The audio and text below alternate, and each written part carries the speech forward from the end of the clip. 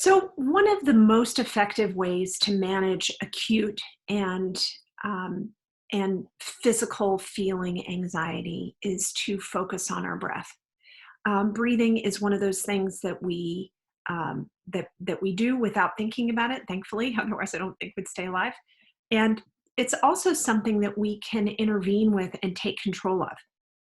Also, it is one of the things that manages our autonomic nervous system. So our breathing is intricately involved in the difference between whether or not we are activated and preparing for danger and a threat response, our sympathetic nervous system, or whether we're calm and we feel safe and our body can stand down and relax, which is our parasympathetic nervous system. So it's not an accident that a lot of us talk about your breathing. It's also not an accident that breath exercises find themselves in a lot of different places. I am not particular about the kind of deep breathing that you use. What I am particular about is that you pick a practice that works and that you practice, especially when you're managing anxiety, chronic anxiety, acute anxiety. It can be really helpful to have a breathing practice you can tap into anytime you need it. It also powerfully signals to your body that it's okay to take a deep breath and relax. So, what I'm partial to is deep belly breathing, is what I call it, and what other people call it. And while we don't breathe into our belly, when we breathe deep into our lungs, it's believed that we stimulate our vagal nerve. And our vagal nerve is what connects our gut to our brain. And you might have heard a lot about the gut brain connection, and it runs along that vagal connection where scientists are finding.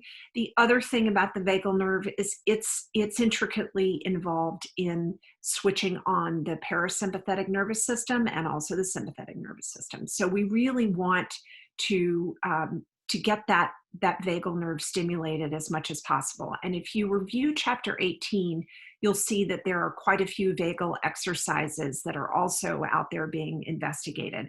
But breathing is one of the most common ones that we have so far. And deep belly breathing is what we know is particularly effective.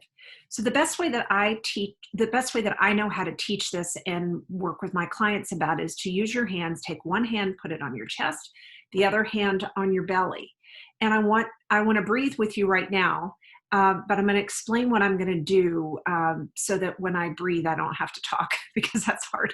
Um, we're going to put a chest on a hand, chest on a belly, and the idea is to keep your chest hand still and to only move when you're breathing your belly hand. And this gives you a tactile connection to where your lungs are expanding. When we are anxious, we tend to breathe a lot in our chest and breathe shallow breaths like this. So you can watch people's shoulders move, or their chest heaving like this. The belly breathing is kind of the opposite. The idea is to keep your shoulders still, your chest still, and you take in breath deeply.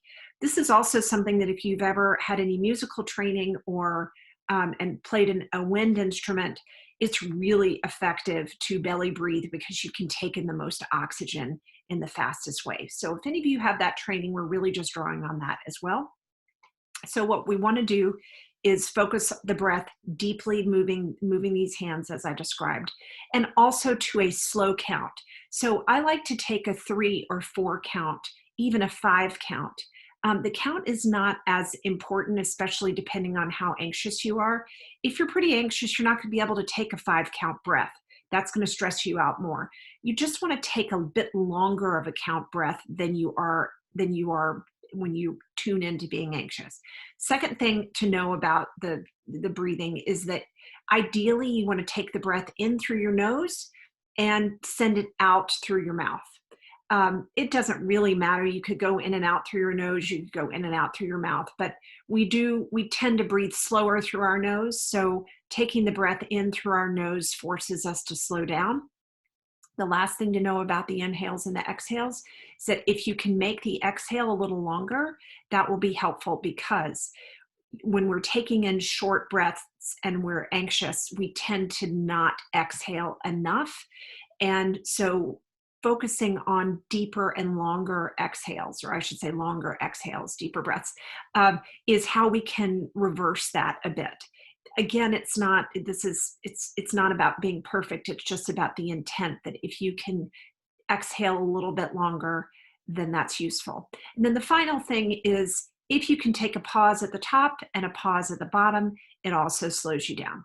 So let's try it now. You can either sit down, you can lie down, you can stand up. It doesn't matter. What matters is that you are not hunched over, that your shoulders are back so that your lungs have plenty of room to expand. And so you're not pushing against your posture in any way. Take a hand on your chest and a hand on your belly.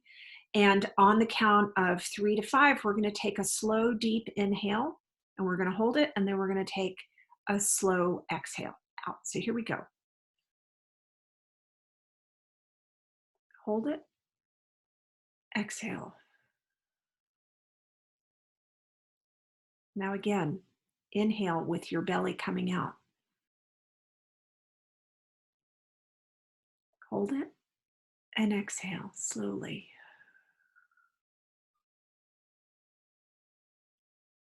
Again.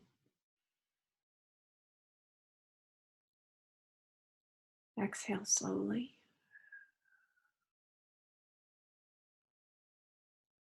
And again.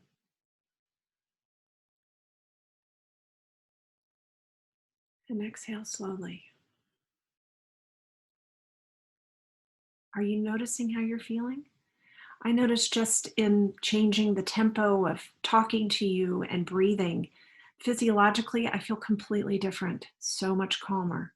So we only did four rounds of that, but 10 is really a good practice to really get yourself in a rhythm. If you're having trouble with any piece of it, the hands moving, the inhales, the exhales, just tweak it however it works for you.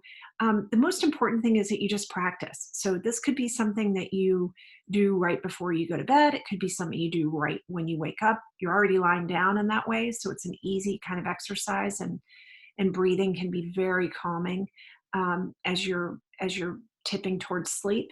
It's also something you could do. Take a break set an alarm and take a break and breathe. If you have an Apple Watch, love those Apple Watches because they tell you to take a breathing break, and they give you the visual with the in and the out. That's very, very helpful and is right in is right in the same tempo that we're talking about. So however you can make a practice of it, I think it would be really constructive to get this belly breathing down, because it is one of the most powerful tools we have to reduce our anxiety, just like that. So I hope it helps, and I'll see you in the next section.